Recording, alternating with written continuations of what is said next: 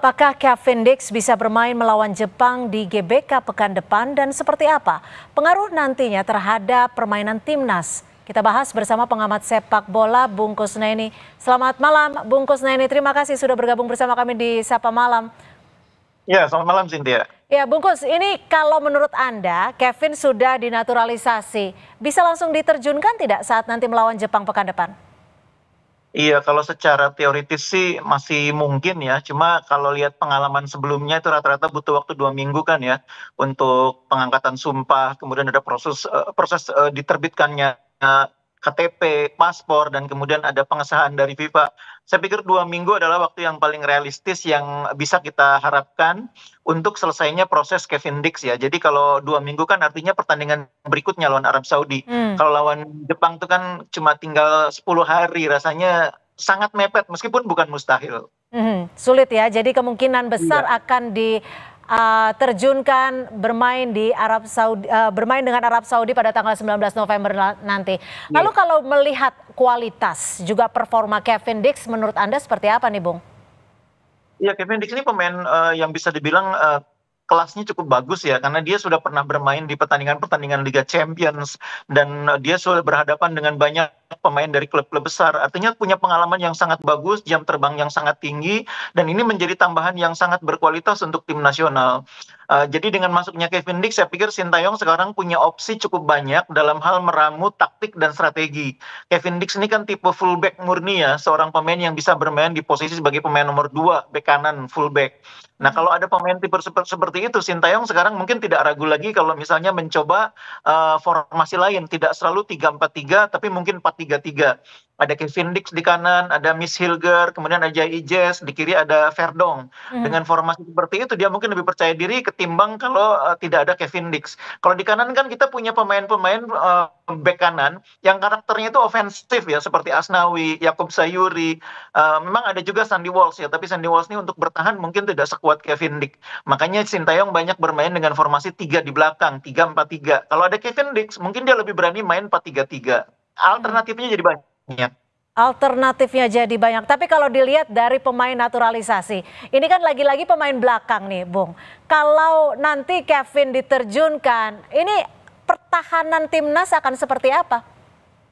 Iya, artinya dengan materi pemain seperti ada Kevin Dix, ada Miss Hilgert, kemudian juga ada Jai Ijes yang semuanya bermain di kasta tertinggi di liga-liga di Eropa, itu kan artinya kita punya tim yang secara kualitas itu sangat baik yang akan mampu mengimbangi tim-tim kuat.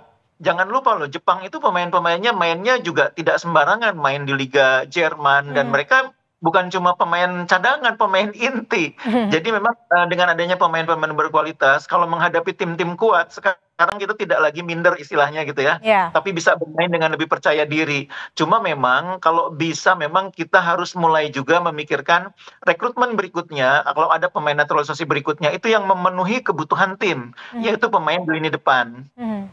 Oke, tapi Bung, sebenarnya apa sih kalau dari perspektif Anda nih ya, apa sebenarnya yang ingin dibangun oleh Sintayong sendiri ketika Kevin Dix menjadi back ke-10 yang dinaturalisasi? Kenapa begitu banyak pemain bertahan yang diincar Sintayong? Jadi begini, naturalisasi di Indonesia ini kan juga bukan tanpa syarat. Syaratnya kan pemain harus memiliki garis keturunan Indonesia atau Ya. punya asal-usul Indonesia. Karena tanpa memiliki itu kan kita tidak bisa menaturalisasi dia. Nah, yang tersedia opsinya memang di liga-liga di Eropa itu sebagian besar kan pemain yang bermain di posisi belakang. Makanya pelatih tidak bisa memilih pemain yang seharusnya dibutuhkan oleh tim tidak tersedia, maka pemain yang bisa direkrut akhirnya yang tersedia itu. Nah, tapi kalau dari sisi teknis, memang pelatih itu selalu suka kalau timnya itu memiliki kedalaman skuad yang bagus. Jadi kalau mau membangun tim yang kuat, tidak cukup hanya punya 4 pemain belakang yang kuat, minimal 8 pemain belakang yang kuat. Itu filosofinya sepak bola ya. Di setiap posisi ada pemain pengganti yang sepadan dengan pemain utama. Kalau kita bermain dengan 4 pemain di belakang, maka bukan cuma 4 yang harus kuat, 8 minimal yang harus kuat. Kalau punya 10, pelatih lebih senang lagi pasti. Semakin banyak pilihan, semakin banyak pemain yang bisa saling menggantikan, itu pasti disukai oleh pelatih. Oke, artinya perhitungan dari Sintayong cukup realistis ya, Bungkus ya? Iya, Oke. Betul, ada argumennya yang bisa diterima. Oke, ini kan survei Kompas juga mencatat 47% responden itu sebenarnya ingin penyerang tengah yang dinaturalisasi. Sesulit itukah untuk mencari gelandang penyerang ataupun yang untuk nantinya membela timnas?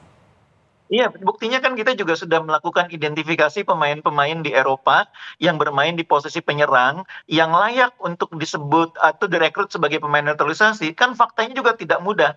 Ada beberapa nama sudah disebut, tapi kan juga masih harus membuktikan dokumen-dokumennya. Jadi nggak sesederhana itu naturalisasi. Hmm. Mungkin benar dia punya garis keturunan Indonesia, mungkin benar dia punya asal-usul Indonesia, tapi dokumennya mana? Kalau dokumennya nggak ada, nggak bisa diproses juga.